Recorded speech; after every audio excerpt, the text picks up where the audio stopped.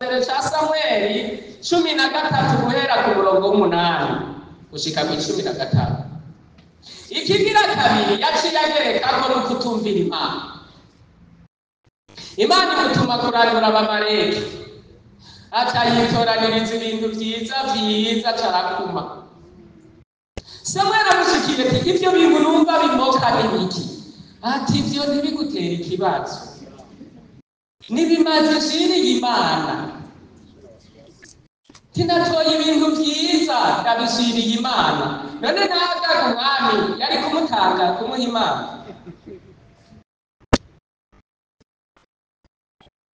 Samweli aramubwira ati urasubiye. Ndiyamubwiye uko. Kumurabwira urasubiye Sawuli. Aramubwira Sawuli iki kintu ukoze kutumvira Imana nayo ukuye ku ngoma, kandi urasubirirwa n'uwundi muntu. Niyo minsi Imana yaca yimika Dawidi.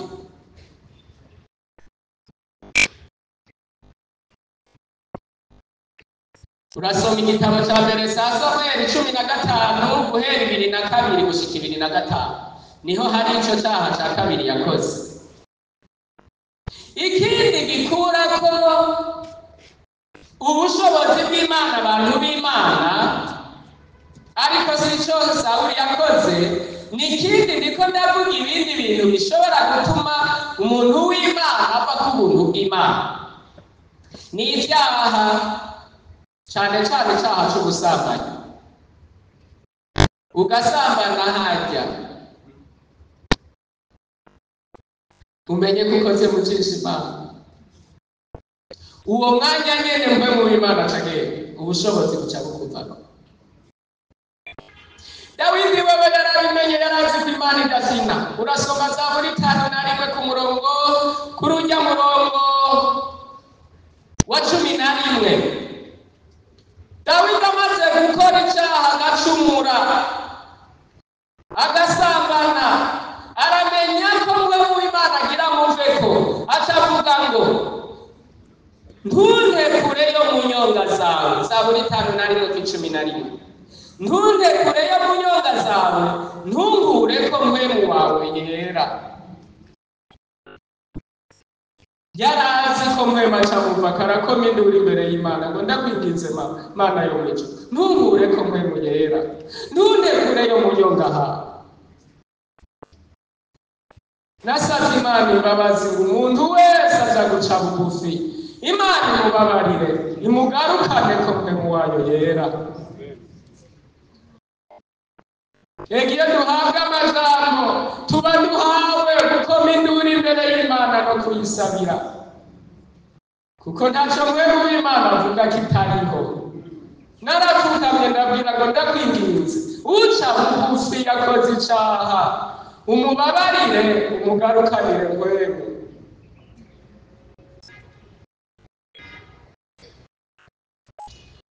Muri ibi byo kwita mu bitabaraba,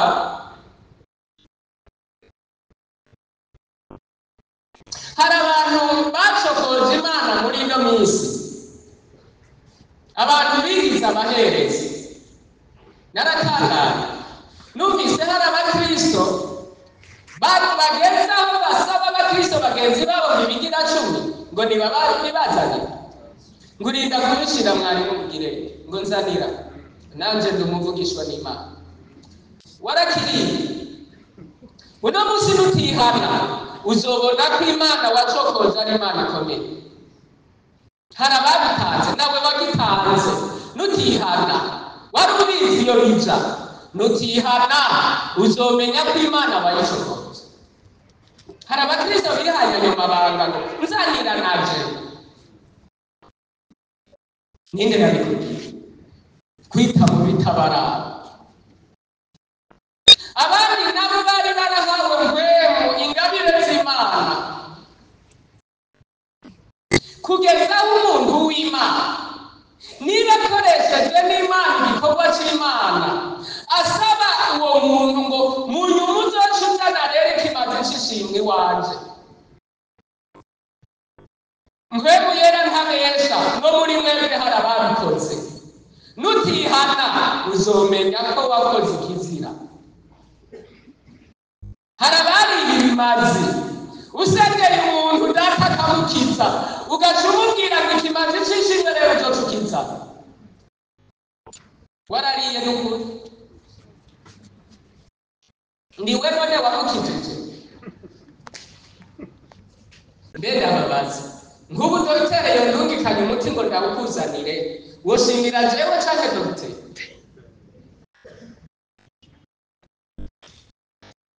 Ugasanga hari n'abakozi b'Imana bakora ibyo asengeye umuntu agaca amubwira ngo uzoca uzana rero ikimazi c'ishimwe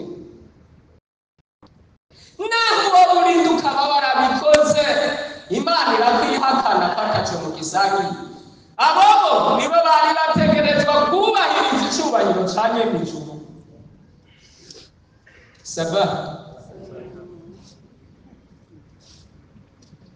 kwita mu bitakuraba murazosome muri Bibiliya iyo ibimazi by'ishimwe byaja gishira Imana niyo yagukijije uwo muntu ntacyo yagukoreye yakoreshejwe n'Imana.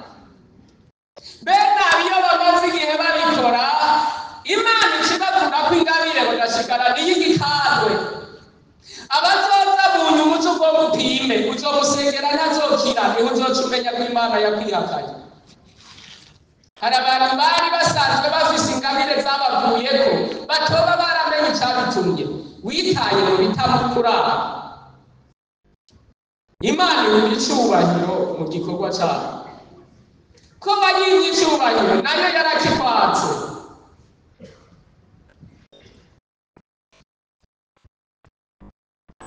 Abandi nabo bageza aho bacuruza ubushobozi bw'Imana.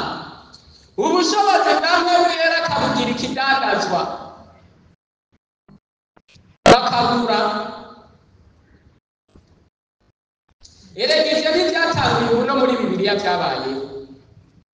Murazosoma ibyakozwe n'intumwa 8 ku murongo w'9 gushika 25. Muzohabona umuntu witwa Simoni Umunyamarere abonye Petero na Yohana bariko barambika ibiganza ku bantu bagaronka mwemwe urya ngo yahora ari umumagisiye ari babandi bakora ibitangaza babitumwe na Satani yari aherutse gukizwa ariko ntiyari yakijijwe neza. Aca twari inoti ngurira ubwo bushobozi ngiye naronka ikizompa amahera. Petero aramwitegereza ngo wewe nta n'intete y'ubwami bw'Imana ugira uragapfana nayo mahera. Yaramukunda. Sinzi ko Simoni yoba ariko yaciye asaba imbabazi ubwo nyene yaciye asaba imbabazi ngo mbabarira murazohasoma. Hari abantu mbemuyera ubushobozi bahawe bamaze kubugira akantu umutanga Imana yabahaye wo kudandaza. Abandi bagaca bakigirisha agaca agira komande y'amavuta ya elayo agaca agabanya mu tuvuta mu ducupa duto duto. Abacuruza b'ubushobozi bw'Imana atari nabwo agacupa kangana ukutiko ahandambitseko ibiganza hari ubushobozi urampa ntuzuyakire atarurampa atariko nze kuyagura reka iyo mu magazini toya ajya nta bushobozi aya ni spesiyali abacuruza b'ingabire z'Imana kandi no mu bakizwa babayemo ikibabaza aho usanga hari abatunanye uducupa tw'amavuta ya elayo muhira aza aravungura bamuha amahera. Ndayavunye mu izina rya Yesu.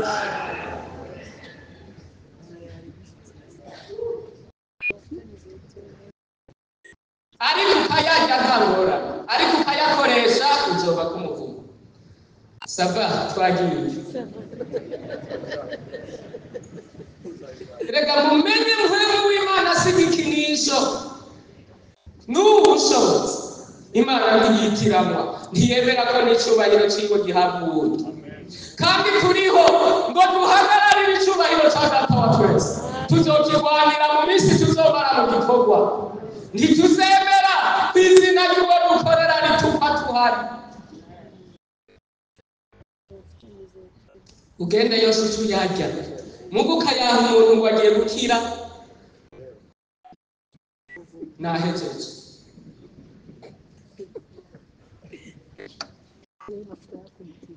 Yesu yabivuze ko yarazi ko bizoba, acana bari aratangira Matayo 10:8 iri ryo ndarisome wumva ukuntu Yesu yavuze.